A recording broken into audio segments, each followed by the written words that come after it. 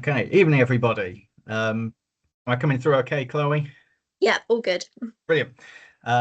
So thank you very, very much for joining us this evening. I hope you're somewhere nice and cool listening to us. So my name's Stephen White and I'm the Director of Care Guidance and Progression at Long Road, and I am joined by Chloe Jack, who is or I am rather, the Long Road and UCAS coordinator for the college.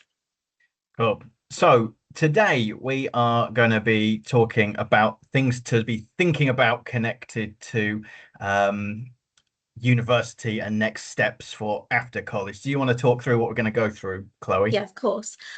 So we'll be covering quite a few different things in this meeting this evening. So we'll be looking at whether university fits in with visions for our students' future, as well as kind of talking about different things and tools students can use and explore with UniFrog. We'll also be thinking about what factors students need to be thinking about now and in the coming months when considering an application to university. Um, Thinking about how you organise your time and is it worth visiting universities. We'll also touch on minimum requirements and UCAS points because a lot of people don't know where to start with those. We'll also look at predicted grades and key assessments, as I know students are eager to know more about those. We'll also be looking at contextual offers, which we will explain in a little bit more detail. Student finance, as obviously that's quite a big topic at the moment, how we're planning on supporting students from the Long Road perspective, and then also kind of what students should be doing now in the lead up to applying. Cool. So, in terms of thinking about whether university is the right option or not, there are a lot of different things to take into account. It's not going to be the right choice for everyone. For some people, it will be yes, this is the way to go. For others, it's worth looking at different options. So, just to go through some of the pros and cons of going to university, the first is that you'll end up with a degree at the end of it, which can be a good place to start in terms of career, whatever field it is that you're going into. For some jobs, it's just a basic requirement and it ticks a box on an application form that says, yes, I've got that. It's also in a more so less box ticky way, really good in that you get taught by people who are experts in whatever subject it is that you are studying when you go to university. They are people who are kind of leading figures in their industry or in research in their sector. And are sort of often at the cutting edge of things that are being researched, things that are being developed, and learning that's going on right now. And that can be really helpful for helping you to figure out what it is that you're really, really interested in and what you want to specialize in and where you want to go in the future. It's not just also about the academic side of things. It's a chance to perhaps move away from home, be independent, grow as a person, get out of your comfort zone, make new friends, have a sort of busy social life, and all of the advantages that come with that. Um, and through that, it's also a chance to join different clubs, societies, develop interests, get work experience, make connections with people, and just generally sort of enrich who you are as a person and enrich your life. And also, it's a more independent learning experience as well than school and college. So with that extra freedom, it's a good chance to thrive as well in a learning environment and to take that extra responsibility for yourself for your studies.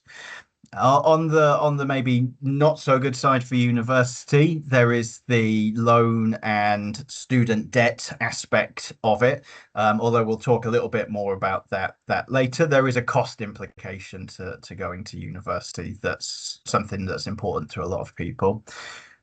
It is also a step up from college, from A levels, from the level of study at the moment, with that extra independence, less contact time with teachers, more time working independently. And for some people, that's going to be a massive benefit, a massive plus, and for others, that's going to be quite daunting and maybe not what people want to go into.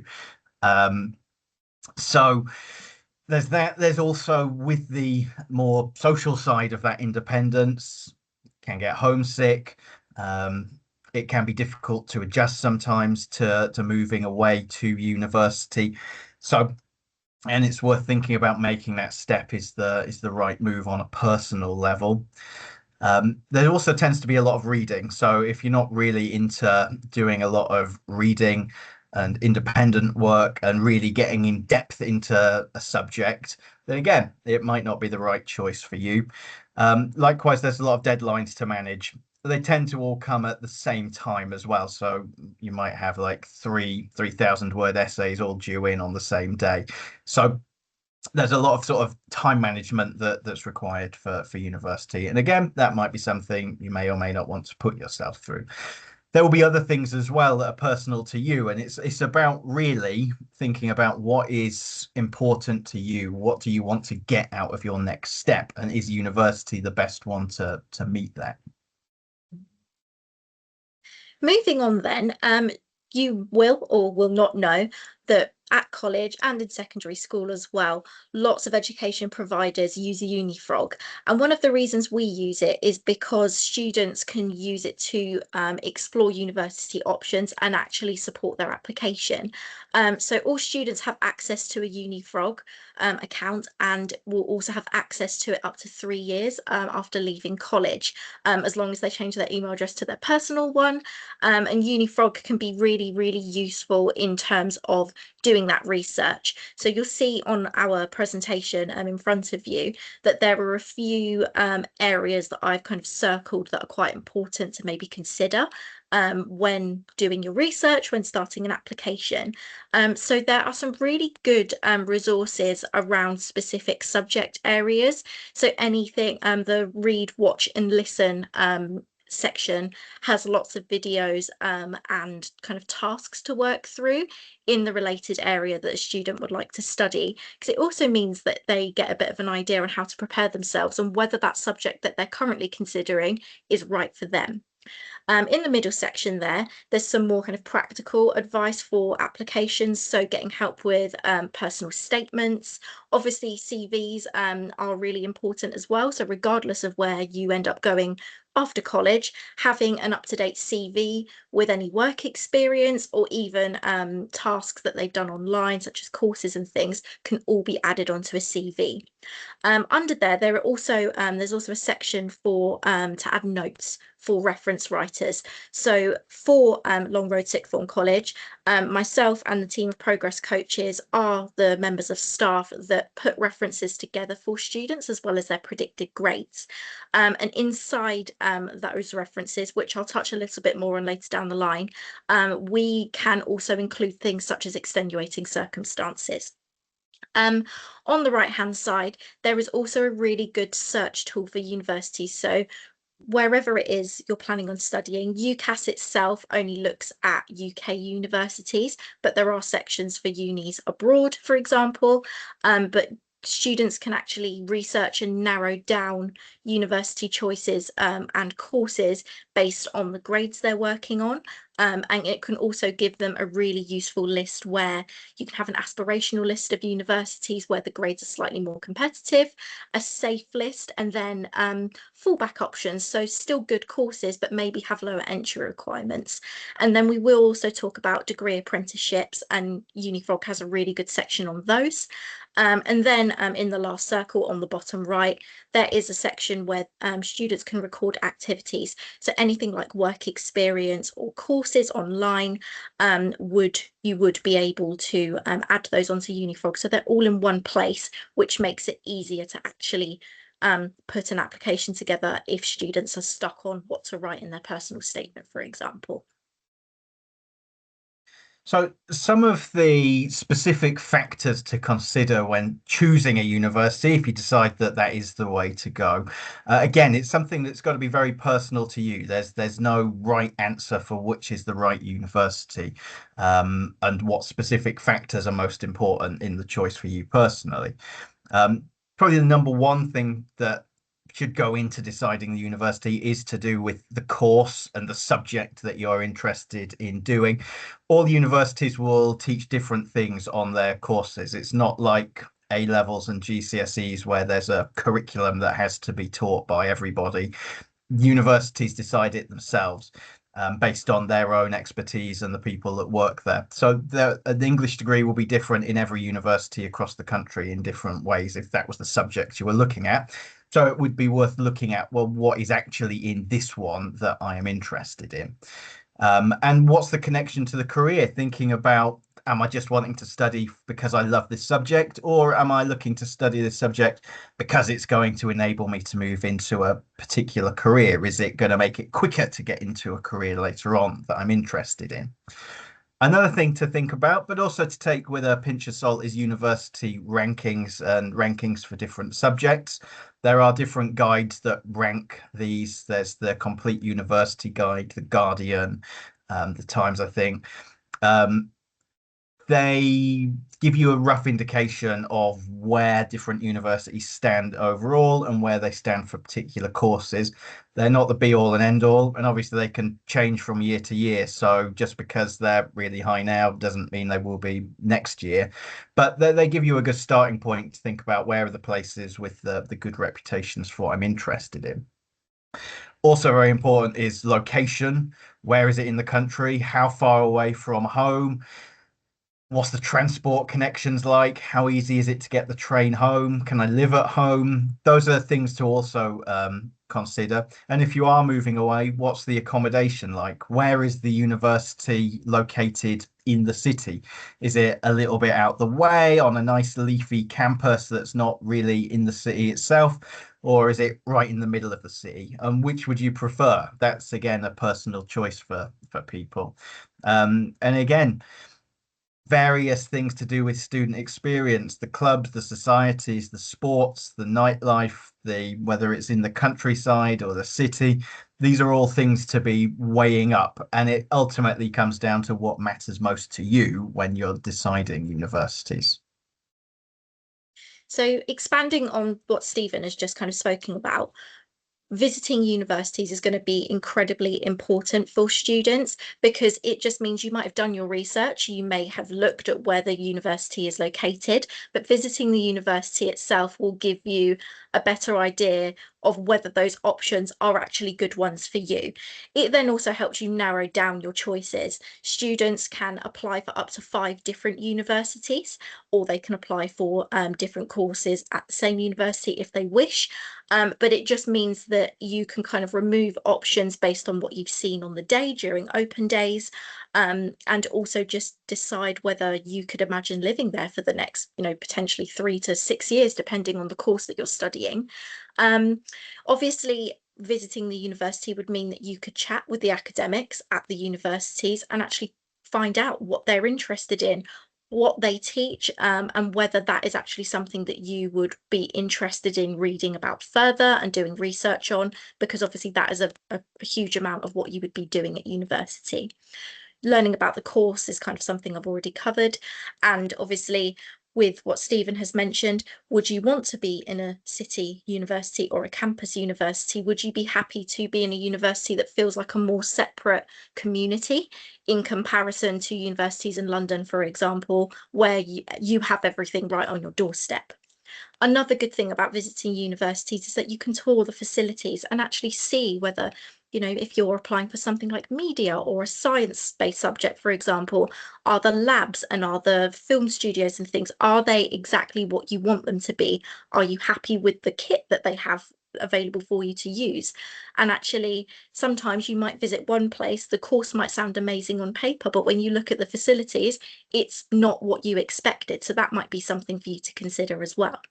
And obviously, nightlife and finding out what the university is like in person, it gives you a better idea than just reading about it and doing your research. So if you know that you're not somebody that likes to go out very much, maybe a campus university would be more suited to you. But if you know that you like to be out and about, a city might be more suited. Obviously, visiting universities means that you're absolutely sure about your future. You're going to be living there a long time, like I've said, but it means that you're absolutely sure and you're making informed decisions with your application. Obviously, as well, you may have questions about the university that aren't answered on their websites or UCAS, for example. So you can go and find out and ask them questions when you visit them and actually get down to what it is you're really looking for in terms of extra support, for example, or even just kind of getting a feel for how the students find it, because student ambassadors are usually available on those days as well. Um, with open days, I know many students have already visited universities or are in the middle of doing that now. In-person visits normally happen in the summertime, but they also happen again in October and November. So if anybody is unsure about what it is they'd like to, or where they'd like to go rather, they will have an opportunity to do that in the autumn term as well. So it doesn't mean that if you haven't looked at anything this summer, you won't be able to. There will be other dates available. And for those people who may not potentially be able to travel for whatever reason, a lot of universities also offer virtual tours, and can sometimes have specific ones for the area of study you'd like to go into. And then obviously looking at the information through the university websites, UCAS, UniFrog, What Uni and Open Days is really useful to basically find all that information in one place if that's something you'd like to look into before you start booking them. So, in terms of one of the other most important things to think about when deciding where to apply to university, it is really important to think about what the minimum requirements, the entry requirements for a course are. It is possible that universities will accept applicants who do not meet the entry requirements. So it can sometimes be worth sending a speculative application off to a university if you're just missing out on the entry requirements. But generally speaking, they will be looking for people who have the predicted grades to meet the entry requirements they're asking for.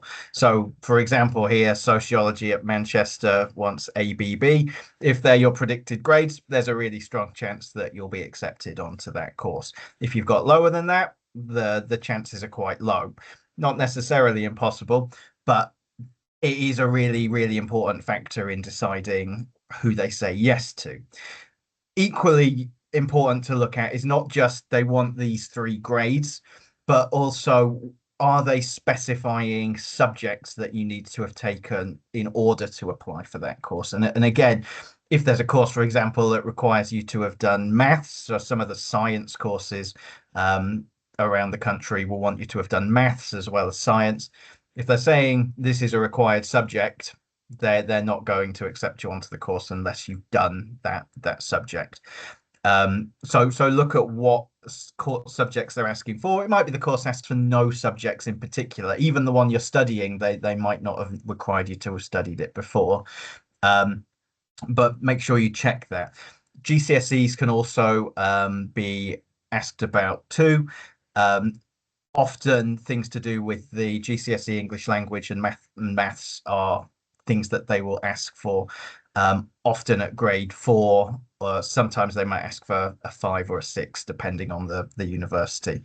So grades are only one part of that selection process, but it is the first one that they will look at when they see an application.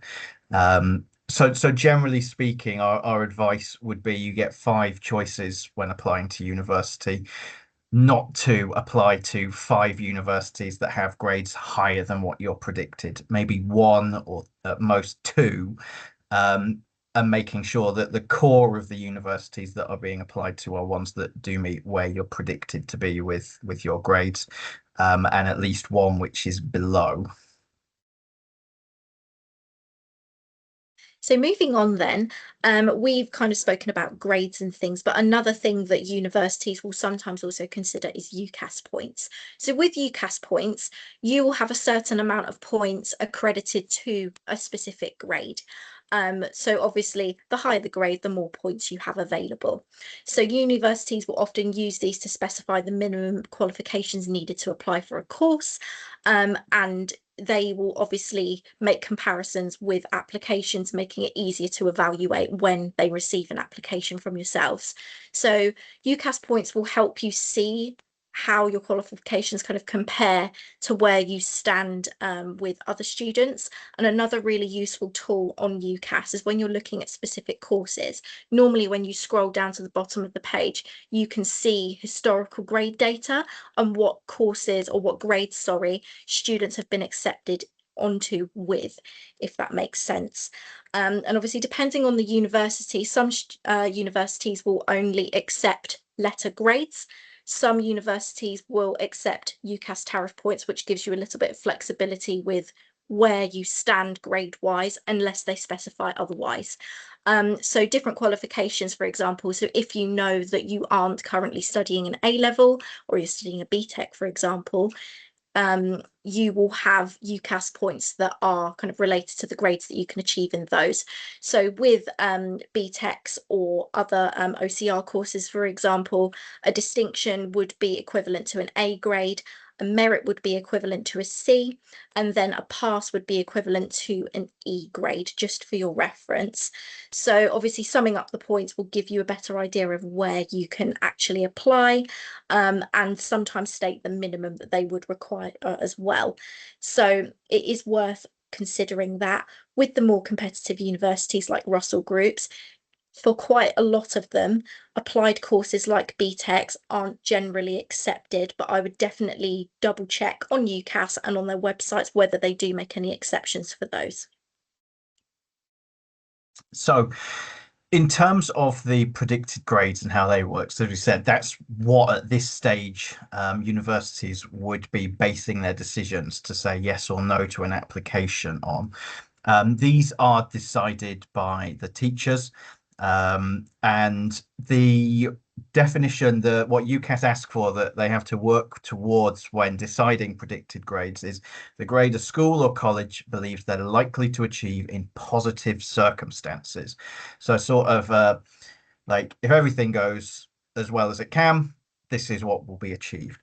And that is based on a teacher's professional judgment, which comes from in particular, the key assessments which have been done, with more weighting done to the most recent one, the KA4, but also work that's done in class and as homework throughout the course of the year.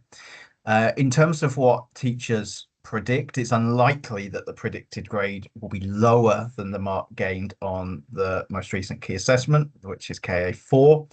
But it could be slightly higher if the more typical standard of work is slightly higher than what was produced in key assessment 4. If you want to read more about that process, there is a document on the college's policies page on the website about how those things are determined. So with predicted grades in mind, obviously working hard now is going to be one of the most important things that students are going to be doing at this point, and obviously into year 2 as well.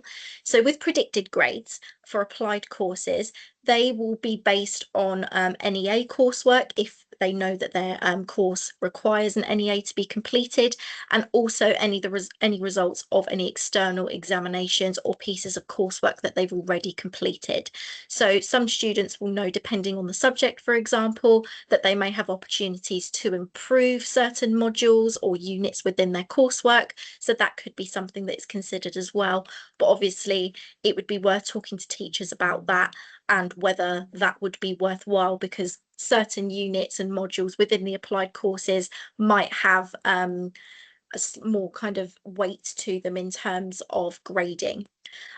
Will predicted grades change? So maybe is the answer to that. So in the autumn term of the second year, teachers will review predicted grade based on the first key assessment, so key assessment 5, which takes place towards the end of September and beginning of October.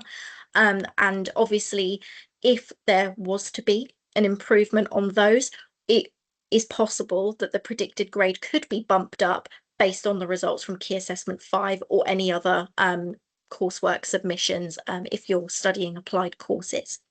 So with revisions to predicted grades, nothing can be changed after October half term. So at this point, the college locks in the grades that you have currently been predicted.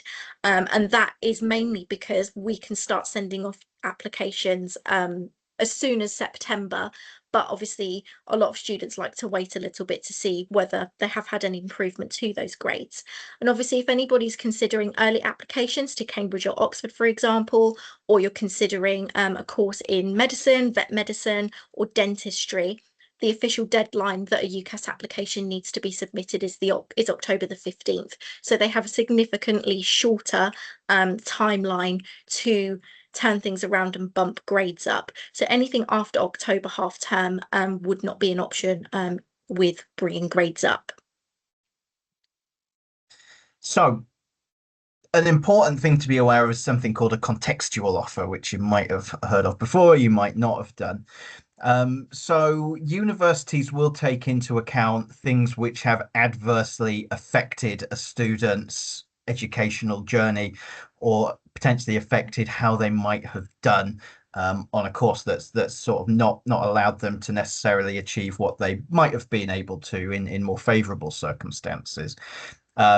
So what they can do in those situations is lower what they are asking for grade-wise based on contextual information, personal circumstances that have impacted their education.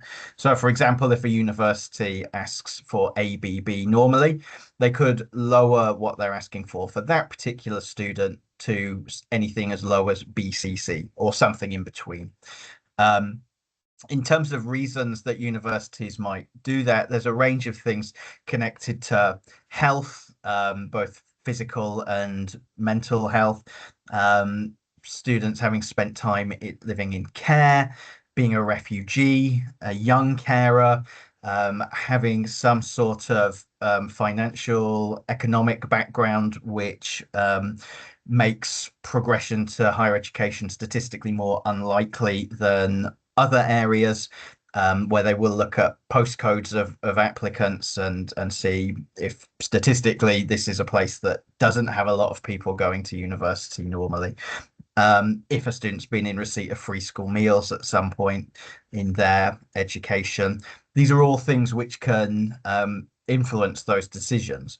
Not all universities will offer a reduced set of entry grades for a student because of contextual things. Some might keep it the same. Oxford and Cambridge, for example, will never ask for anything lower than what their minimum entry requirements are, but they can still take it into consideration. So it might be like, for example, Oxford, Cambridge, they're not going to lower the grades, but they're looking at two students, one who has had contextual difficulties in education, one who hasn't. They might give the preference to the one that's had to overcome some adversity in some way. So there is more information on that on Unifrog, so it's a good place to go and have a look at more details about it. There are some universities as well which run things called access schemes to enable people more into higher education that perhaps are less likely to have applied or gone into it. Then you can find more information about specific universities and if they have those on their websites. So moving on from contextual offers, one of the things that could also potentially be considered in an application is extenuating circumstances. So this could be anything from what Stephen has mentioned. So it could be disability, serious acute or chronic illness, bereavement of a close family member, any adverse personal or family circumstances, additional learning needs, or being a young carer would all count as an extenuating circumstance. So we often encourage our students to mention these to us because it can sometimes give students more of an opportunity to be offered places on the courses that they've applied for. So some students are often concerned about including this because they think they won't be looked on favourably when applying. This is not the case. They are not allowed to kind of penalise you for anything that has happened which is outside of your control. So if you haven't already, obviously students can speak to their progress coaches, as we're the people that will be writing references. And we can't include any of this information without your permission. Okay. So if there is something that you would like us to mention, we need your permission for it, and we will not include anything if you haven't given us permission or you've said that you would rather not. So if there is something that you would like to talk to your progress coach about, obviously you can talk to them in person. That's absolutely fine. But if you did decide that actually you didn't want to talk about it, but you did want it included, there is a notes section for progress coaches to view, where you can write about your circumstances, and we can take that and rewrite it in the format that universities like to see. So moving on to student finance now. So I mentioned this earlier as something that people often are put off university because of. Um, and I think sometimes people don't fully understand what student finance is and is not, and the difference between a student loan and a normal loan, and a student debt and a normal debt, because there is a big difference between them. So in terms of what student finance provides, so they provide loans to cover the tuition fees, which is just under £10,000 per year. That money does not go to you, to the student. That goes directly to the university. So that tuition fee money never comes to you. You don't have a chance to accidentally lose it or anything. It just goes to the university. Um, there is also, though, um, maintenance loans, so loans where the money does come to you and it's money to cover accommodation, food, living expenses. So for 26-27, all students living away from home are entitled to at least £5,048. And that is lower if you are not living away from home. If you're staying at home, it's 3,907. And if you are living in London, studying in London, it's 7,037 because it's more expensive in London. Um, there's so yes, that is the minimum amount. It is a means tested loan based on household incomes, and it is a loan of up to £14,135 a year at the highest end of it. So somewhere between that 5 and 14,000, depending on household circumstances with income. The thing about that loan is that it does not affect credit rating in the same way a bank loan does. Um, and the repayment of it only takes place if you are earning over £25,000. So there isn't a situation where, something bad happens, you lose your job, you're not earning money anymore.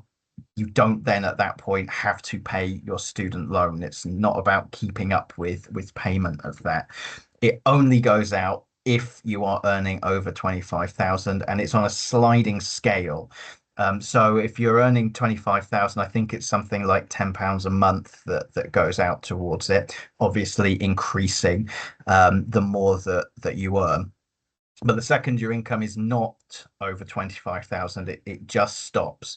So it's not one of those loans that kind of, yeah, you don't have the money to pay it. You actually never see that money. It just comes out of your pay, like tax and national insurance does. Um, so so it is different to a normal loan in that sense, and there's a repayment period of 40 years, and there is a good chance that you might never pay the whole thing off, and eventually it will just be dropped. But it does work in a very similar way to a tax, where it is just a deduction in your paycheck every month, and it will go up and down depending on what happens to your earnings. So I'm going to talk a little bit about kind of what we're offering in for the rest of the year for students. So most of our students, some of you might be waiting still, but you will be having progress reviews, which are one-to-one support meetings with your progress coach. So if you know that you've got that coming, make sure you attend, because your progress coach will be talking to you about applications to university, and obviously anything else you have questions about regarding predicted grades and things like that. So tutorial workshops for the rest of this term. So this week and the week after open evening, which is next week, we will be looking at university and apprenticeship and employment workshops. So students will be able to have time to spend conducting research, starting an application on the things that they are actually interested in pursuing after college. So they will be facilitated by progress coaches with personalised support depending on what it is you are interested in doing. So there will be set activities that students will be working through, and obviously if that's UCAS, that will involve setting up a UCAS application, and also looking at starting to draft a personal statement.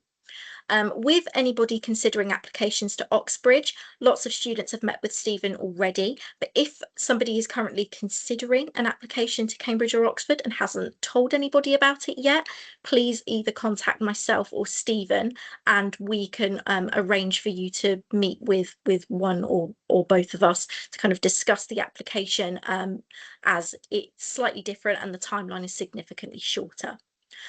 With tutorial sessions next year, they'll be ongoing, and they will also have a similar focus on progression. So obviously, when UCAS applications are sent off, most of them tend to be sent off around Christmas time or just before, to give progress coaches time to send those applications off and make sure they're correct.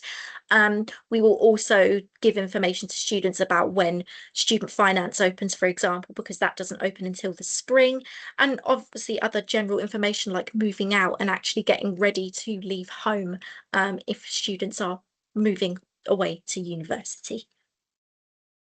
So in terms of what to be doing right now, the number one thing to do is get registered with UCAS if you are planning to apply to university for the year after college.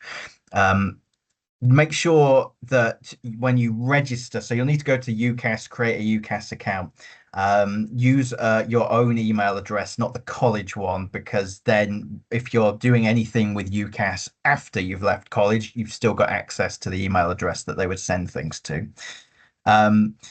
So even if you're planning to defer, so as in like apply, but apply for the year after and plan to have a gap year, apply this year as well. You can apply this year as well. So you'll need to go on, create an account. It'll ask you some questions about subject interest, and then you click Start Application. If you are planning to apply to a conservatoire to study to be a musician, that is a separate thing. It is also on there as well. It will ask you if you are interested in applying to a conservatoire. If you are not, don't click that, click the normal one. But if that is the route you're going and wanting to go the conservatoire route, that is through UCAS as well. It is crucial that your application is linked to the college, and you do that by inputting a buzzword. The buzzword is on the screen there. It is LR27, choose your future. So when it asks for the buzzword, that is what you need to type in. If you don't do that, it won't be connected to the college, which means we can't write a reference for you and we can't check anything or put your predicted grades on. So that is a really important one to make sure that word is put in when it's asked for. It will then also ask you to pick your progress coach. So there's a drop down list of staff members. Pick the person who is your progress coach, and that will then connect you to them so that you're there for them to write a reference. In terms of personal statements, so there are tools on Unifrog and on the UCAS Hub to give guidance and advice on that, as well as the stuff that Chloe's just mentioned about tutorials and the support in college. And you can talk to your progress coach about a template from them or ideas about it. Your progress coach will read one draft of it though. So once you've written it, send it to your progress coach in the autumn term. There will be a deadline. It's going to be October something. I feel like the 24th to send it to your progress coach, and they will read it and give you some feedback on it. Me and Chloe also run workshops, sessions, drop-in sessions in the sort of run up to UCAS application time in year 2 that people can come along to and get advice on their personal statements then as well. So moving on then, we're going to be kind of looking at what applicants should kind of be considering now. So by the end of the summer term, hopefully everybody will have completed or created a UCAS account and linked to the college with the buzzword that Stephen mentioned previously, and then selecting your progress coach from the drop-down menu. Obviously, with the courses, you'll need to think about whether you're early entry or not, and then start creating university shortlist if you haven't already done that, signing up to attend university open days and visit and make sure that the place is right for you, and then that can help you narrow down university course choices. Over the summer, it would be crucial for students to be kind of completing any wider reading and research on the subject that they're interested in studying.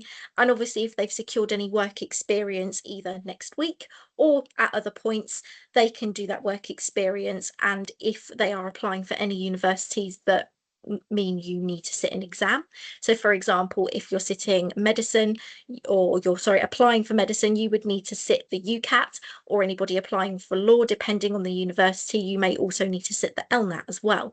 So getting prepared for those and making sure that you have applied to sit those, because they are external exams and are sat at external exam centres. Obviously, personal statements are one of the biggest bits that students will need to be considering and drafting over the summer, ready to send to their progress coaches so they can get feedback on them. And then obviously finalising 5 UK university choices. You don't have to use all 5, but we kind of suggest that you do, just to keep your options open. Then in the autumn term, your personal statement draft needs to be sent to your progress coach and your application completed, so your progress coach can make sure everything is correct before being sent off. Obviously, being aware of internal and external deadlines, we will remind you of these anyway, but it would be worth you checking those and putting them on your phone calendar, just so you know when you need to have things done by. And then obviously anybody sitting entrance exams, those would take place in the autumn term. And then if you are required to attend interviews or provide portfolios or audition tapes with whatever courses that you've applied for, those would also take place during the autumn term as well.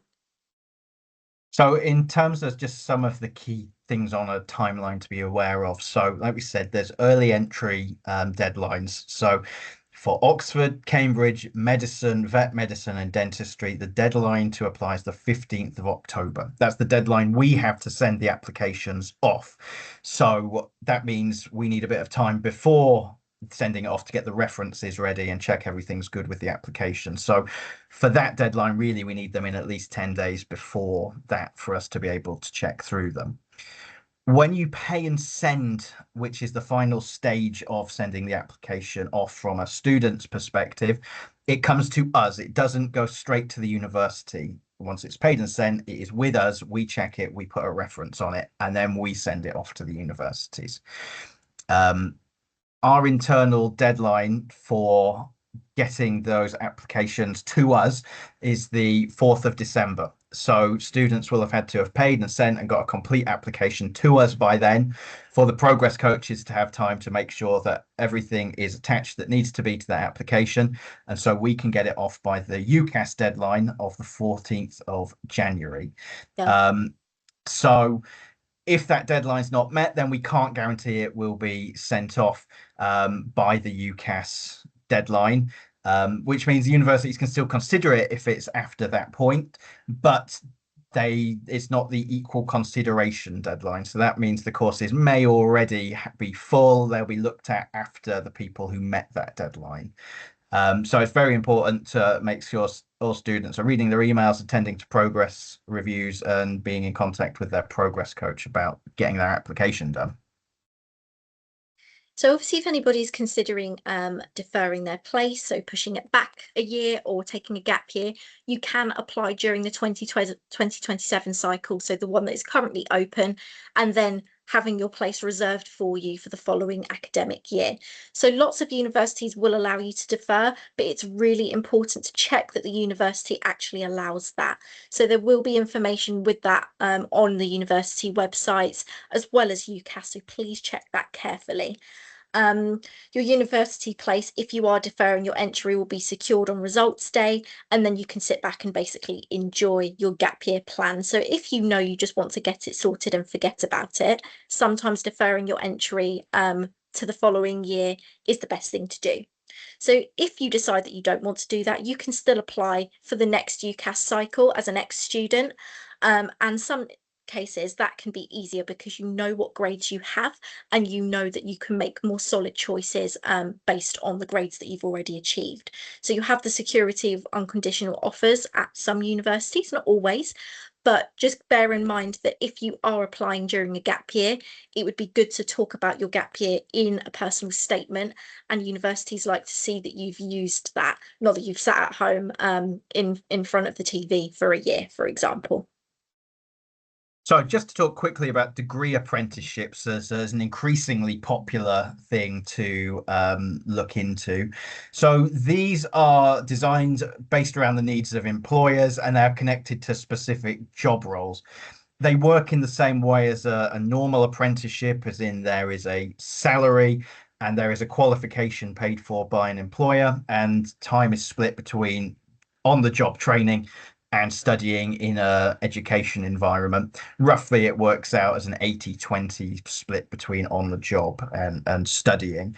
Um, but degree apprenticeships, the qualification that you gain through doing them is a degree. So, and that degree is paid for by the employer. So the great benefit of it is you get a degree without student debt, and without having to take out those student loans. So if that's something that's a concern to you particularly, this is a way to potentially get a degree without having to take out a student loan or pay those tuition fees. And they're available in a range of areas, not just trades. A lot of people think apprenticeships are just construction and plumbing and things like that. They're available in pretty much everything. So that is another possible route to in higher education. So with degree apprenticeships, while they are growing in popularity, they are increasingly competitive. So for example, the National Grid received 16,500 applications for 150 places, which obviously equates to 110 people per place, which is massive. And it's not the same when you apply to university. So between August 2024 and January 2025, there has been a big increase in degree apprenticeships and people participating in them.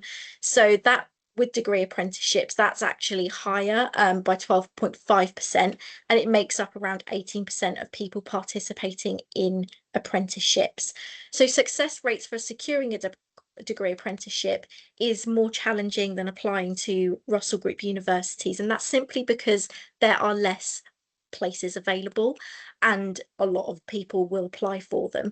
So apprenticeships are obviously highly competitive despite having lower entry requirements. So a lot of degree apprenticeships or apprenticeships generally will ask for 2 A levels or equivalent. But with several rounds of interviews, for example, depending on what it is you've applied for, it is a lot of work and effort involved for anybody applying. So if you're thinking about a degree apprenticeship, the important thing is to start researching it now and start looking into that and finding out more about them, more about the application timescales. It's also important to do a bit of networking as well. So get on LinkedIn and connect with people who are doing degree apprenticeships, and keep an eye out as well for anything that companies are providing that is going to be potentially relevant. So insight days, apprenticeship events, and also looking at what comes up on the college's career space. There's things posted on there all the time that might give you some things to look at. But it's important to make sure that that's not the only thing you are looking at. Look at a range of different options as well, because as Chloe said, it's extremely competitive. So moving on then, with supporting students with degree apprenticeships, our careers team will be running a degree apprenticeship preparation programme, and that will be running as an all-day workshop on Tuesday, the 20th of October. That date is yet to be confirmed, but it will be taking part in the LRC and will be advertised in the new academic year. So we have a draft programme here of what to expect. So there'll be some icebreaker activities, an explanation of what degree apprenticeships are if people aren't sure, how to write strong applications, so looking at CVs, personal statements, use of AI, for example, as that's growing in popularity.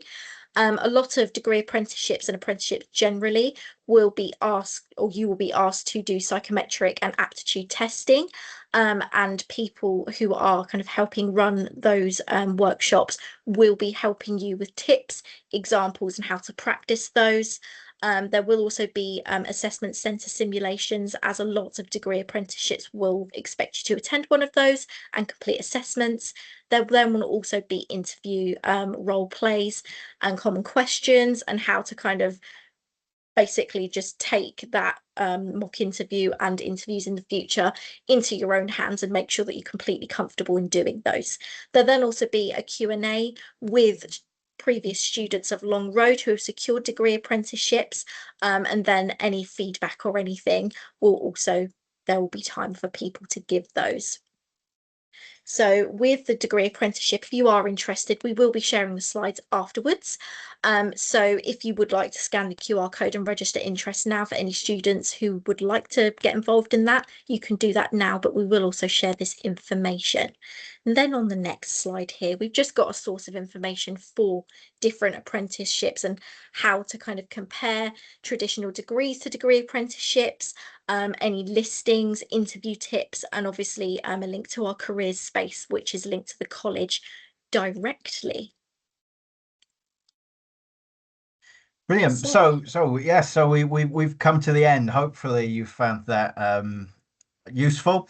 If you have any questions, do please email us. There's an email address, Chloe's email address on the screen there. Or of course you can get in touch with your progress coach as well about anything. But besides that, thank you very, very much for joining us this evening. Thank you. Yeah, thank you very much.